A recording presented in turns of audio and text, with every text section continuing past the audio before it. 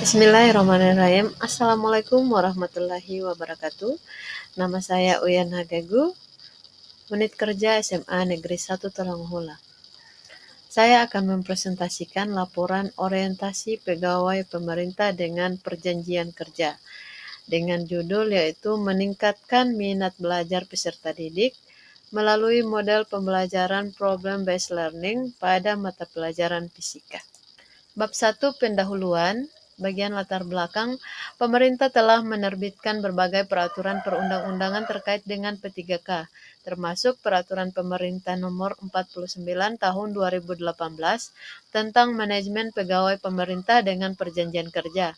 Salah satu amanat peraturan tersebut adalah bahwa instansi pemerintah wajib menyelenggarakan orientasi bagi P3K. Orientasi P3K bertujuan untuk memberikan pemahaman kepada P3K tentang nilai-nilai dasar, kode etik, dan perilaku ASN, serta tugas dan fungsi P3K dalam penyelenggaraan pemerintah. Orientasi P3K juga diharapkan dapat meningkatkan kompetensi P3K dalam melaksanakan tugasnya dengan sebaik-baiknya. Menurut Peraturan Lembaga Administrasi Negara Republik Indonesia Nomor 12 Tahun 2018 tentang pelatihan dasar calon pegawai negeri sipil ASN P3K, wajib menjalani masa percobaan yang dilaksanakan melalui proses pendidikan dan pelatihan terintegrasi untuk membangun moral, kejujuran, semangat, dan motivasi nasionalisme dan kebangsaan, karakter kepribadian yang unggul dan bertanggung jawab, dan memperkuat profesionalisme serta kompetensi bidang. Dalam pelaksanaan orientasi ini, peserta P3K yang mengikuti diharapkan dapat merealisasi apa yang didapatkan selama mengikuti orientasi, materi-materi yang diberikan yang berkaitan dengan nilai dan etika, serta cara bersikap seorang pegawai yang sesuai dengan visi dan misi OPD atau unit kerja diharapkan dapat diterapkan oleh peserta. Peserta orientasi juga diharapkan bisa menjadi pegawai yang selalu sigap dalam menyelesaikan persoalan yang dihadapi di lingkungan kerja dengan menerapkan nilai-nilai berakhlak ASN. Maksud dan tujuan. Maksud diadakannya kegiatan orientasi P3K di lingkungan pemerintah Provinsi Gorontalo adalah sebagai berikut. Yang pertama, pengenalan tujuan dan fungsi ASN. Yang kedua, pengenalan nilai dan etika pada instansi pemerintah. Tujuan pelaksanaan orientasi yang pertama, peserta mampu memahami program orientasi dan mengenal nilai dan etika instansi pemerintah. Yang kedua, peserta mampu mengaktualisasikan nilai-nilai dasar ASN berakhlak. Waktu dan tempat. Waktu kegiatan orientasi P3K di lingkungan pemerintah Provinsi Gorontalo tahun 2024 angkatan 17 dilaksanakan pada tanggal 30 September sampai 4 Oktober 2024. Tempat pelaksanaan kegiatan orientasi P3K di lingkungan pemerintah Provinsi Gorontalo tahun 2024 angkatan 17 dilaksanakan di SMA Negeri 1 Talanghula secara daring menggunakan aplikasi Zoom Meeting dan untuk memasukkan tagihan setiap agenda melalui Learning BPSDM Provinsi Gorontalo website Langga. Bab 2, nilai dan etika pemerintah Provinsi Gorontalo. Visi dan misi yang menjadi visi pemerintah Provinsi Gorontalo yaitu terwujudnya masyarakat Gorontalo yang unggul, maju, dan sejahtera.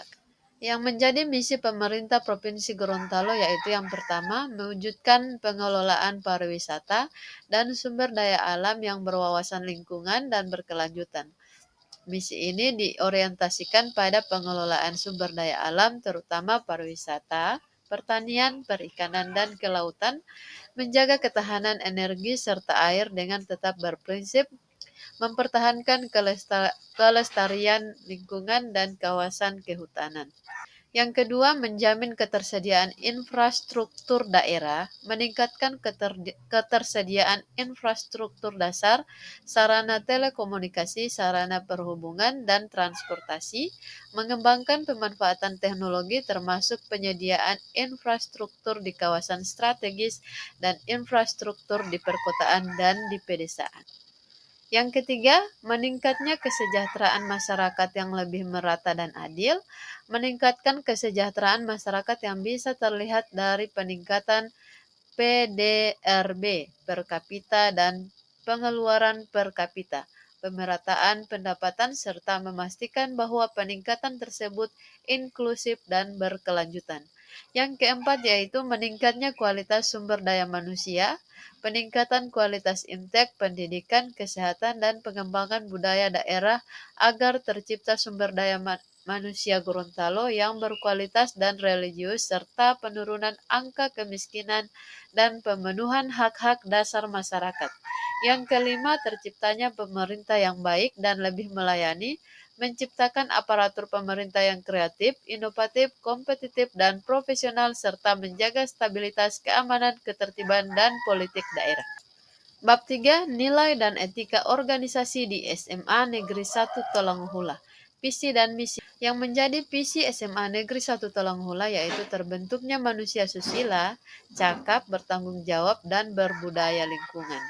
Kemudian yang menjadi misi SMA Negeri 1 Tolonghula yang pertama yaitu membangun kebiasaan tertib beribadah, kajian keagamaan rutin, dan 5S, senyum, sapa, salam, santun, dan sopan pada pelajar. Yang kedua yaitu mengembangkan rasa kepedulian, nasionalisme, patriotisme, dan bangga atas budaya lokal melalui aktivitas sosial, lingkungan, kebangsaan, dan eksplorasi. Yang ketiga, membekali pelajar dengan pengalaman lintas budaya, baik tradisional, nasional, maupun internasional. Yang keempat, mengidentifikasi, mengembangkan, dan memfasilitasi pencapaian prestasi minat dan bakat belajar. Yang kelima yaitu mengembangkan dan menerapkan pembelajaran berbasis HOTS dan membangun 6 kemampuan literasi dasar, yaitu literasi baca dan tulis, literasi numerisasi, literasi sains, literasi digital, literasi budaya kewarganegaraan, dan literasi finansial, dengan berlandaskan prinsip kejujuran dan kemandirian dengan memperhatikan bakat dan minat pelajar. Yang keenam, memfasilitasi terlampaunya capaian kompetensi minimal tingkat SMA oleh peserta pelajar melalui matrikulasi, pemantauan, perkembangan belajar, identifikasi permasalahan belajar, perbaikan, pendampingan, pengembangan, dan kerjasama dengan orang tua. Yang ketujuh, membimbing pelajar menghasilkan suatu karya ilmiah yang orisinil, dapat dipertanggungjawabkan, dan tepat guna. Kemudian manajemen tugas pokok dan fungsi P3K di OPD atau unit kerja. Yang pertama, tugas pokok P3K di OPD, yaitu membuat perangkat pembelajaran, melaksanakan kegiatan pembelajaran, melaksanakan kegiatan penilaian proses belajar, ulangan harian dan sumatif akhir tahun, menyusun dan melaksanakan program perbaikan dan pengayaan, mengisi daftar nilai siswa, melaksanakan tugas tertentu di sekolah, mengisi daftar hadir siswa sebelum pembelajaran. Bab 4, Rencana Kerja P3K. Yang pertama, identifikasi isu di sini adalah rendahnya minat belajar peserta didik pada proses pembelajaran fisika, kurangnya motivasi belajar peserta didik. Yang kedua, isu yang diangkat.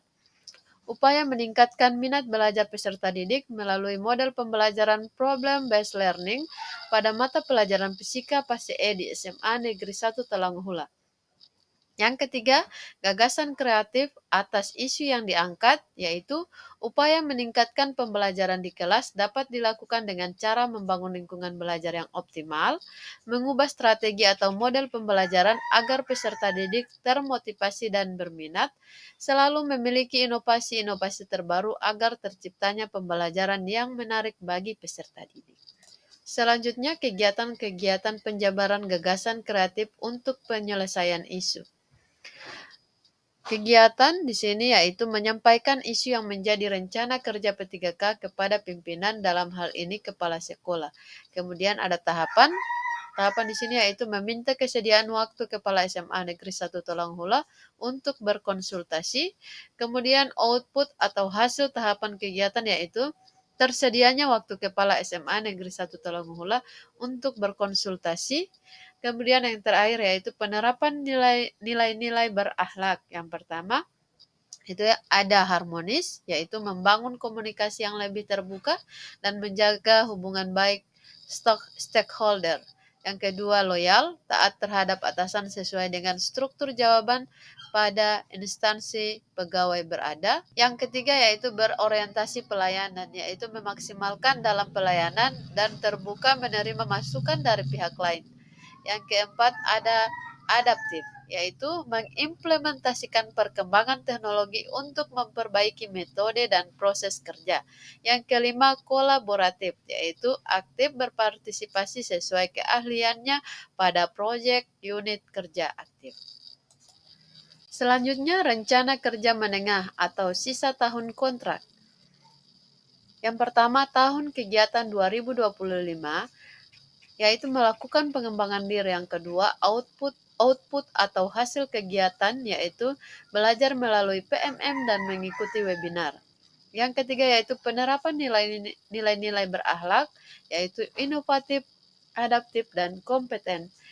Yang keempat yaitu kontribusi terhadap visi dan misi organisasi, yaitu mengimplementasi pemahaman dan pengetahuan untuk menciptakan pembelajaran berpihak pada peserta didik.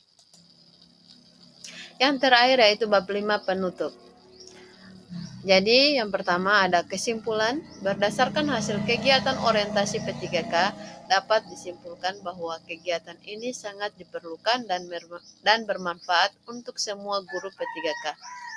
Setelah mengikuti orientasi P3K, diharapkan seluruh P3K di lingkungan tempat kerja dapat membangun dan mewujudkan ASN yang berakhlak, di mana penerapan nilai-nilai berakhlak seperti adaptif, inovatif, kolaboratif, profesional, dan kompeten berperan penting dalam meningkatkan efektivitas dan kualitas pembelajaran, sehingga mampu mendukung visi dan misi sekolah untuk menghasilkan lulusan yang unggul dan memiliki daya saing. Demikian laporan kegiatan orientasi P3K Guru Angkatan 17. Dengan mengikuti orientasi ini, para P3K guru dapat memahami tugas dan tanggung jawab sebagai guru yang profesional, serta siap untuk mengajar dengan efektif dan efisien. Sebagai guru, kita harus mampu menerapkan pembelajaran yang interaktif melalui pemilihan metode dan model yang bisa memotivasi siswa, salah satunya yaitu model problem-based learning. Model ini dapat membantu peserta didik dalam meningkatkan motivasi dan minat belajar peserta didik. Kemudian, saran atau rekomendasi, yaitu setelah kita mengikuti orientasi diharapkan dapat meningkatkan kinerja ASN P3K, dapat meningkatkan pengetahuan tentang nilai-nilai dan etika dalam pemerintah Gorontalo, mampu mengaktualisasikan di dalam kehidupan sehari-hari dan di tempat tugas. Kemudian pemimpin dapat memberikan dukungan penuh terhadap pengadaan sumber daya yang diperlukan untuk implementasi rencana ini, termasuk fasilitas teknologi, bahan ajar digital, dan program pelatihan. Sekian dan terima kasih. Jika pada presentasi ini saya banyak terdapat kesalahan, jadi saya mohon maaf. Assalamualaikum warahmatullahi wabarakatuh.